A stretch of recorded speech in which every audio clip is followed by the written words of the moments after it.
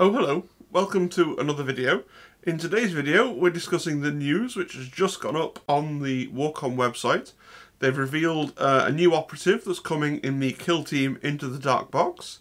This is a Kroot operative called the Kroot Tracker, and we're going to learn all about the bird that he has with him as a sort of pet. So let's have a look at the things that Warcom has provided us with. Now there's a fair bit to go through, so I'm going to get my laser pointer here so you can follow along. So we've got, these are all quotes from the article down one side, and we've got some bits of rules text that they've given us as well. So, the Kroot Tracker raised this brave little fella from an egg, creating a deep bond that allows them to work together in battle, known as the Pekra. These critters are native to Pek, the ancestral home of the Kroot, where almost everything shares a common carnivorous Krooty ancestor. It's a minor nitpick, but I wish Games Workshop wouldn't say things like Krooty. I wish they'd talk a little bit more properly. I don't know. Minor thing. So, this bird then is from the home planet of the Kroot. It's related to the Kroot. It's something that they've brought with them. Okay, good to know. In battle, the Pekra helps the Kroot Tracker by swooping around the kill zone on swift wings, seeking out hazards and hostiles with its 4 keen eyes, as represented by a mobile Pekra token. So this is interesting. It's going to have a token, and it's going to be able to move around independently. I wonder if they're going to give you a separate model, like a little plastic bird in flight, to represent the token, or whether you're going to have to use a little cardboard token. It's kind of a shame that this is kind of attached onto the rifle there. I think it would have been cool if they'd given you the Kroot and then a little bird on a separate little base that you could send around, but maybe that's just me. Once your faithful Pekra locates an enemy skulking behind terrain, they're marked for the hunt, and now there's nowhere to hide, much less take cover. So this is sounding like a much cooler version of what the Corsairs have. Because the Corsairs have that guy with a bird, but that bird's not a cool token. That bird's just a kind of unlikely to actually work ability. The predatory duo act as support operatives during your games of kill team, helping your mercenary kinband take heads and claim bounties. Like any good family, many of the Far Stalker operatives provide synergistic benefits to each other. Learning to use each one in concert will be the key to victory. So they're going to be a team that's all about stacking up buffs and creating combos. That's fine, yeah, that's a decent little bit of design space. So I'm guessing that they, as fitting the Kroot, they're going to be a team that is individually, they're each quite weak, and you've got to use the different models to stack up your combos to get somewhere you need to be. Those kinds of things. So it sounds like it's going to have quite a high skill floor. It sounds like if it needs to get a lot of combos to work, that it's going to be quite a difficult team to play. And it sounds like, and I'm speculating here, sometimes with these kinds of teams, they end up being a bit of a Rube Goldberg machine for their own sake. Like, I do this, and I do this, and I do this, and I do this, therefore I can do this, this, and this. And sometimes the payoff isn't as impressive as it should be for all the things that you've had to line up to get it to work.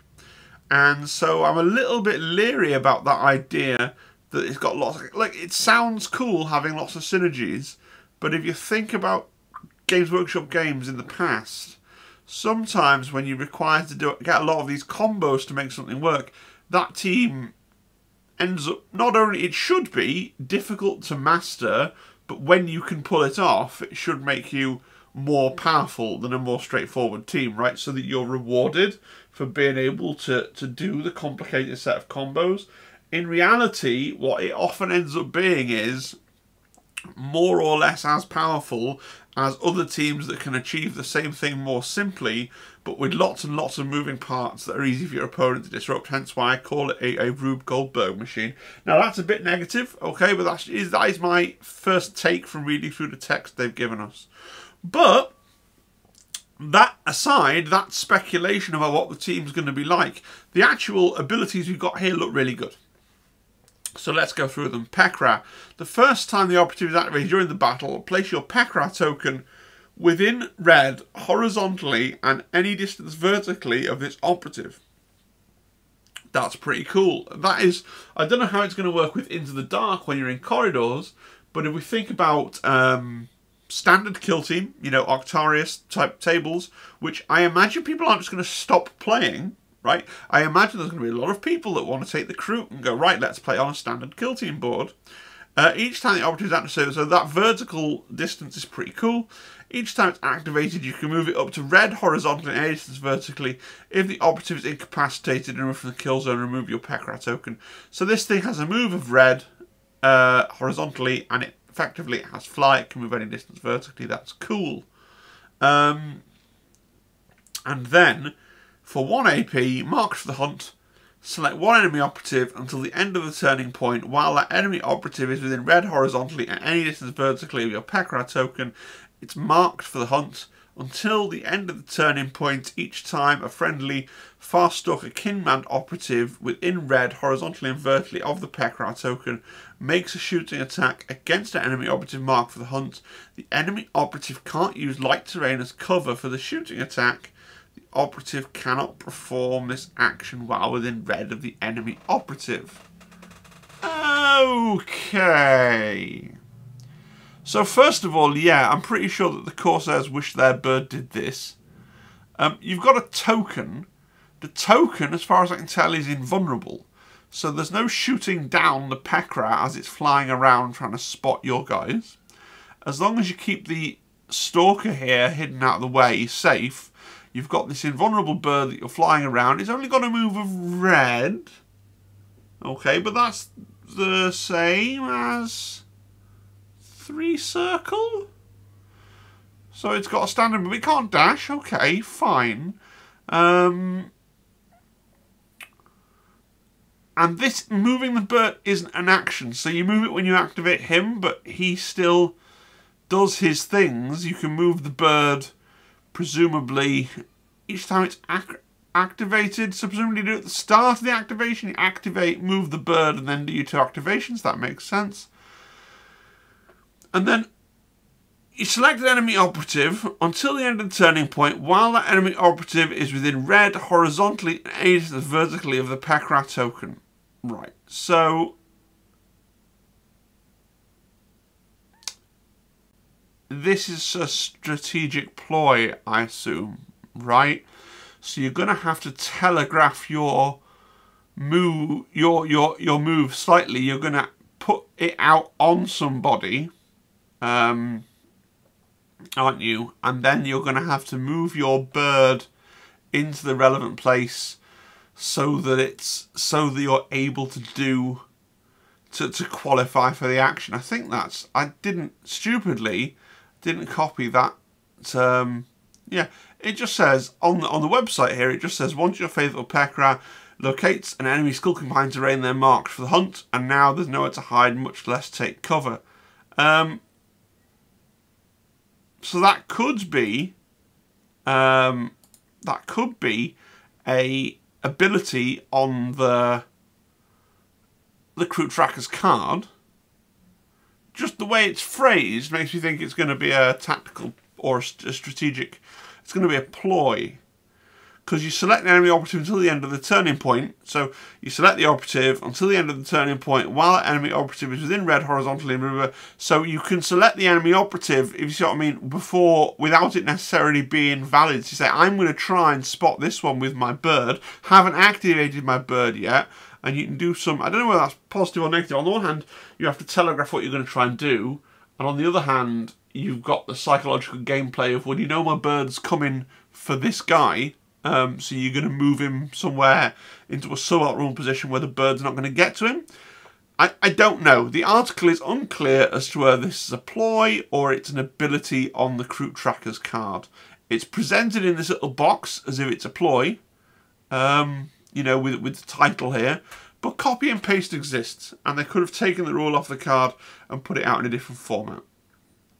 Anyway, that little wrinkle aside,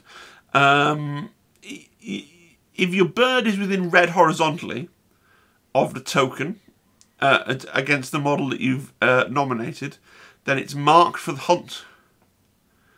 It's then marked for the hunt until the end of the turning point. So if you get a friendly Firestalker Kinband operative within red, horizontally and vertically with the bird. It makes a shooting attack against the enemy operative marked for the hunt. The enemy operative can use light terrain as cover for the shooting attack.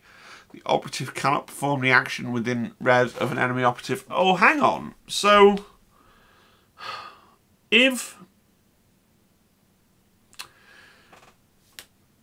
my bird can mark something for the hunt, and then that thing is marked for the hunt, and if I then have a way to move the bird can move away. And so it's going to depend on when you activate this mark for the hunt thing, right?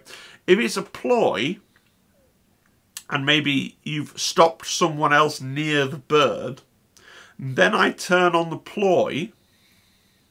Oh no, it's only marked while. It's only marked while. So yeah, you need to triangulate it. You need to have the enemy operative, the bird token, and the operative that's shooting. Everything needs to be within red of the bird. They don't need to be within red. In fact, they can't be within...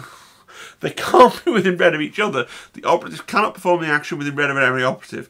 So you're going to have gosh, we've not had the need to randomly doodle for a while. You're going to have the guy that you're trying to shoot at. Ah, you can't see that there. That's my faces there. You're going to have the guy that you're trying to shoot at, and then be within red to your bird, and then red again. And here's your Kroot guy with his gun. Yeah, oh, this guy needs some legs. Yeah, and here's my Kroot fella. Look, there's his Kroot. Yeah, and there's my bird up here. And this is red, and this is red. Okay, it's going to be slightly tricky to pull off. What do you get if you pull it off? They can't use light cover as... light terrain as cover for that shooting attack, so that means that they can't they can't withhold their cover, retain a dice for being in cover. But it would also mean if they're concealed, it's going to be a way of getting to concealed people who are behind light cover. So I guess it's going to be great for dislodging the old sniper with a silenced weapon who's got themselves behind a bit of light cover on a vantage point. That sometimes happens. And you get your bird, you send your bird. The bird can't be shot easily, and it's got the infinite... The height distances don't match. So it's going to be great for getting people off vantage points, because the bird doesn't count any of the verticality, right, on the table. So this is going to be really good. Ironically, I don't think this is going to be really good from what I speculate Into the Dark's going to be like, and Gala Dark, but it's going to be really good for open board standard kill team, right? Because it's not going to count that verticality in the terrain. So it's going to be, especially on something like, well, that can be quite significant. If you're playing on Chalnath, and you've got a big Chalnath terrain, you've got someone up there. Mind you, that's all heavy then, isn't it? So I forget that, but the point still stands, right? So yeah, I think it's a pretty good ability. It seems a little fiddly. It does seem better than the one that the Corsair's got, which has random chance. This has no random chance, so it's all, you have to be able to do it, but it's all skill, it's all interplay. And even if you never, and this is the thing, even if you never actually manage to line it up and get the shot, the fact that you have this bird flying around and your opponent has to go, oh gosh, if I end up within red of the bird, I can be shot behind light terrain. And so you almost don't have to chase the opponent around the map with the bird. You just need to get the bird to where there's a juicy little point with some light terrain, maybe where they've set some barricades, and go, well, my bird's here now, so you're not going to be using this light terrain for shelter for your models on a conceal, are you? Right? So I've been playing a lot with my novitiates recently. You know, if I've got a barricade on an objective, and I'm going to send my cup lady there, she's going to try and camp there the whole game on a conceal behind a barricade, going, well, I'm just generating faith points. Just send your bird over there. You basically just turn off that barricade. You don't have to try and find somebody to chase them around the map. You can look and say, well, here's obviously a good place relying on light terrain. So I quite like that model. Do I like the model aesthetically? Yeah, it's all right. Neither good, a bit static, right? A bit static. I think it would be better if Bird was a separate piece. But then, how would you be able to tell this apart from just any other Kroot, if not for the Bird? With it being a token, I'd rather the token had a model. I mean, you could buy two and cut the Bird off one, but then it depends whether you end up wanting... If you end up wanting 2 boxes of Kroot, because to make the different specialists, then that's fine, because you can use your second... Like, you'd have a spare of this part then, wouldn't you? And you could base that up on a little 25mm base to make your token if you ended up with 2 boxes. But we don't know whether they're going to be a team where you want 2 boxes or whether they're going to be a team like Commandos where it just all works out the box. So that's cool. That's the Kroot tracker. But there was one other thing. One more thing in this article, which I've copied and pasted here. We're going to talk about this. So this says... This fantastic new expansion for the finest sci-fi skirmish game in the galaxy is right around the corner, so keep an eye on Warhammer Community this week for more news about Kill Team Into the Dark. Okay, so if this is Hype Week,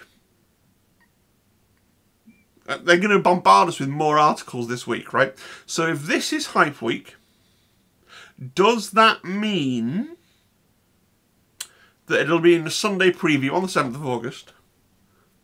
Right, because it's not this Sunday preview. So it's a Sunday preview on the 7th of August. That gives them a second week of hype. Right? And then it would be pre-orders on the 13th. Right? Yeah? And then pre-orders on the 13th, and then not what I've written now, the 17th, obviously. A 2-week pre-order window will make it the 27th of August. It might be a 1-week pre-order. Like the earliest it could come out will be the 20th of August, right? Because it's got to go through the stages. It's got to go through be a Sunday preview article, and then be a you can pre-order this article, and then 1 or 2 weeks later it will appear. So my money is now that this might be coming out on the 27th. Is that realistic? Is that realistic? So we're going into... When's Warcry coming out? It's not coming out on the 6th. Warcry comes out on the 13th. By the time it comes out on the 13th, they won't want to have been talking about it. So Warcry will come out on the 13th, which is the same day that the pre-orders go up for Kill Team. Is that wish listing? Because I like skirmish games. I feel like it's possible. Do you know, and I feel sorry now for big channels that get preview copies. You know how you'll be able to tell, right? If it's pre-orders on the 13th. If it's pre-orders on the